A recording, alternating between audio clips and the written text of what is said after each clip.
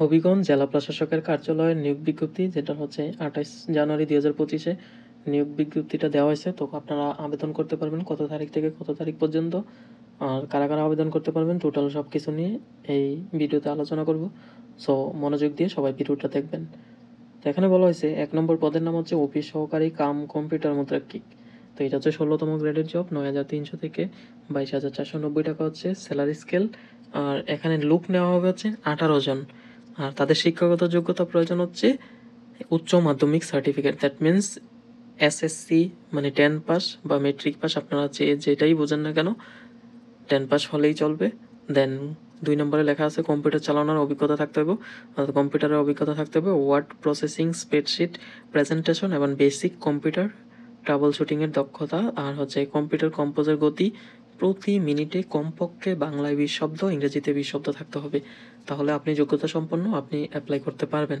যে নিচের শর্তগুলো হচ্ছে আপনাকে অবশ্যই হবিগঞ্জ জেলার স্থায়ী বাসিন্দা হতে হবে। আর হচ্ছে আপনার বয়সটা 5/2/2025 ডেট অনুযায়ী হিসাব করে সর্বনিম্ন 18 থেকে সর্বোচ্চ 32 বছর পর্যন্ত যারা আছেন তারাই অ্যাপ্লাই করতে পারবেন। আর বিবাহিত মহিলাদের প্রার্থীদের ক্ষেত্রে স্বামীর স্থায়ী ঠিকানা উল্লেখ করতে হবে।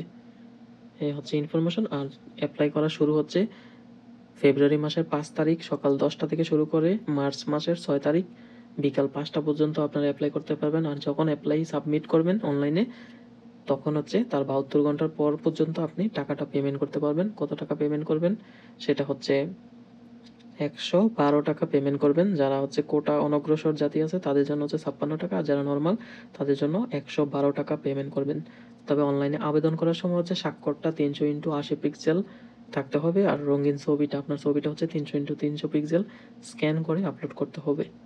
তো এই হচ্ছে টোটাল ইনফরমেশন। আর যাদের অন্যান্য কোনো ইনফরমেশন জানার জন্য অনেক ইচ্ছে, তাহলে কমেন্টস করুন, আমি হচ্ছে রিপ্লাই করব।